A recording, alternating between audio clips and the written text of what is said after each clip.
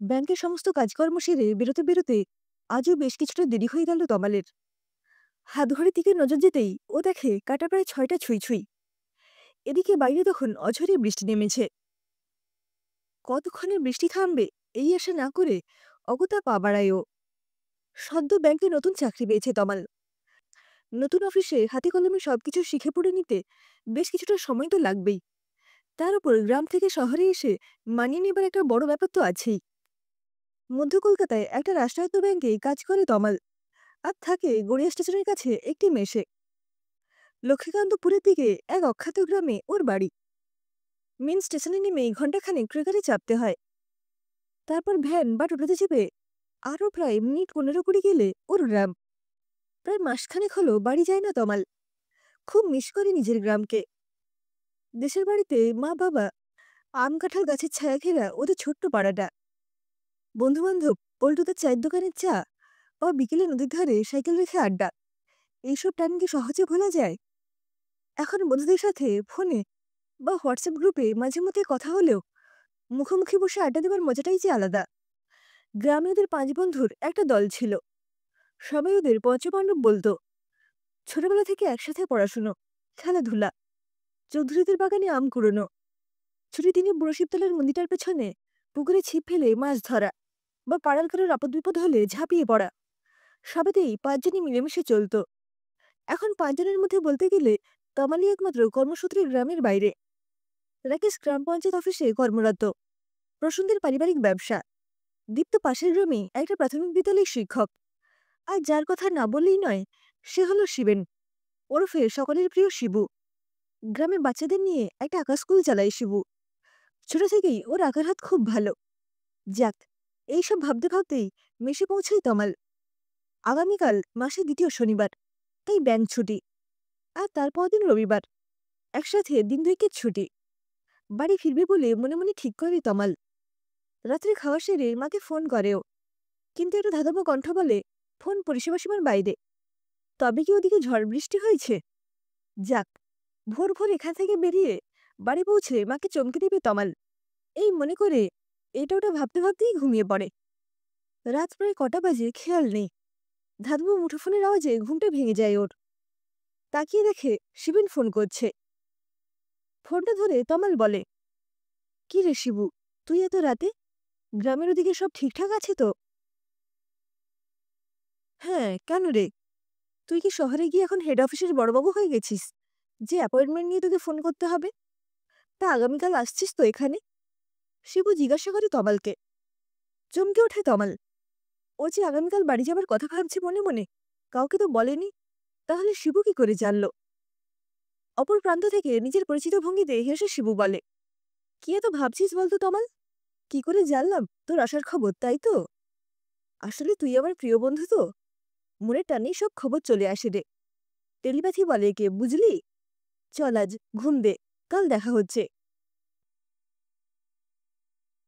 ওদিক থেকে ফোনটা রেখে দেয় শিবু।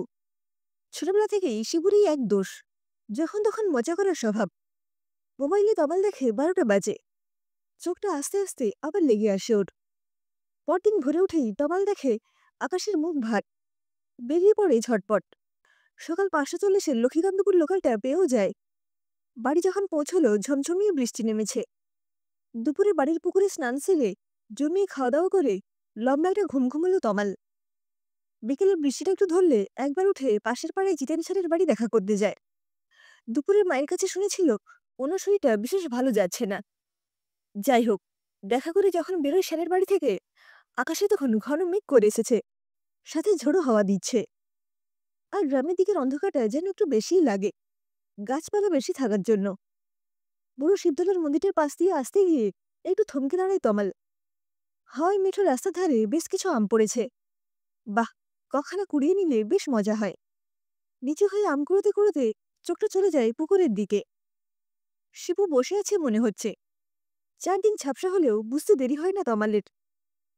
সত্যি, ওর পাগলামিটা আর যাবে না বোধহয়। এই ভর সন্ধ্যাবেলা পুকুরে ছিপ ফেলে বসে আছে। চুপি চুপি গিয়ে একটা টোকা মারে শিবুর পিঠে। কিন্তু শিবুর গাটা এত ঠান্ডা কেন? একটা হিমশীতল স্রোত নেমে যায় তমালের সিদ্দারা বয়ে। শিবু বলে, ইস, দিলি তো তুই মনোসংযোগটা নষ্ট করে। আস্ত উজবুক, বেরসিক একটা।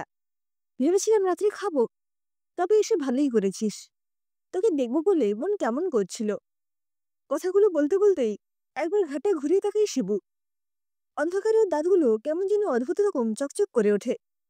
একটা বোটকা গন্ধ বেরিয়ে আসে। তমালের গা গুলিয়ে যায়। তবে কি বাগানে কিছু পচেছে? একটা সিগারেট শিবু দিকে বাড়িয়ে দিয়ে তমাল বলে, এইসব মাছ ফাছ রেখে ঝটপট পল্টুদার চায়ের দোকানে আয়। ঠিক ৭টা, মনে থাকে যেন। সিগারেটটা ফিরিয়ে দিয়ে শিবু বলে, আগুন যে আমার এখন সহ্য হবে না তমাল। কাল তো দগ্ধে দগ্ধে পুড়ে মরলাম রে। একটু চমকে উঠল তমাল। বলে কি পাগলটা? তারপর সেই পরিচিত ভঙ্গিতে হাসি। শিবু আবারও বলে, কিরে, চমকে গেলি তো?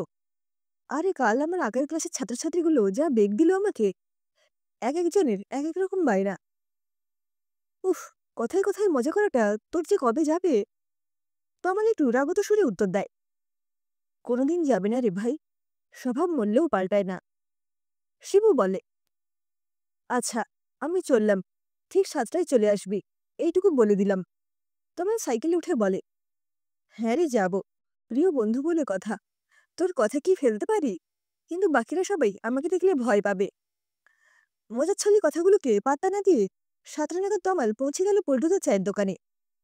দেখে সবাই, মানে রাকেশ, দীপ্ত, প্রসূন, সবাই হাজির ততক্ষণে, শুধু শিবু ছাড়া। কিন্তু সব কেমন জানি চুপচাপ। পল্টুদার চায়ের দোকান তো সন্ধ্যাবেলা গমগম করে। তমালকে দেখে সবাই বলে, তুই কখন এলি?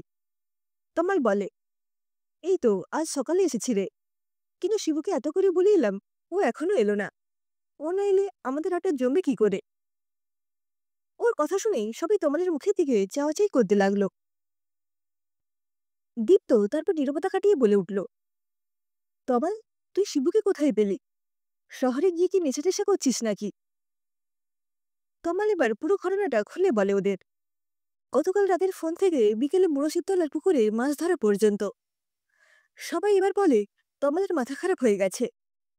যাকে কাল রাত ১২টা নাগাদ কাঁধে করে শ্মশানে পুড়িয়ে দিয়ে এসেছে সবাই মিলে, আর তাকেই কিনা মাছ ধরতে দেখা গেছে। তমালের মনে পড়ে যায় রাতের ফোনটার কথা। মোবাইলের ঘড়িতে তখন তো ১২টা বাজছিল। হঠাৎ একটা ঠান্ডা দমকা বাতাস এসে তমালের কানে কানে বলে যায়, কি রে, ঠিক বলেছিলাম তো, ওরা কেউ আমাকে দেখলে বা আমার কথা শুনলে ভয় পাবে। কিন্তু তুই আমার প্রিয় বন্ধু, তাই তোর প্রতি টানটা একটু আলাদা। তাই তোকে দেখা দিয়ে গেলাম মরণের ওপার থেকে। ভালো থাকিস তুই, আমি চললাম। এরপর আর কিছু মনে থাকে না তমালের। যখন হুঁশ এলো গায়ে ধুম জ্বর। বিছানার পাশে মা বাবা আর বন্ধুরা দাঁড়িয়ে আছে। মা কপালে হাত ঠেকালো, যাক, ছেলের জ্ঞান ফিরে এসেছে। পুরোপুরি সুস্থ হলে তমাল শুনেছিল আকাশে খেয়ে বাড়ি ফেরার সময় বাজ পড়ে মারা যায় শিবু। আর কেউ বুঝুক বা না বুঝুক, তমাল জানে বন্ধুত্বের টান বোধহয় একেই বলে। তাই মৃত্যুর পরেও শিবুকে দেখা দিয়ে গেল।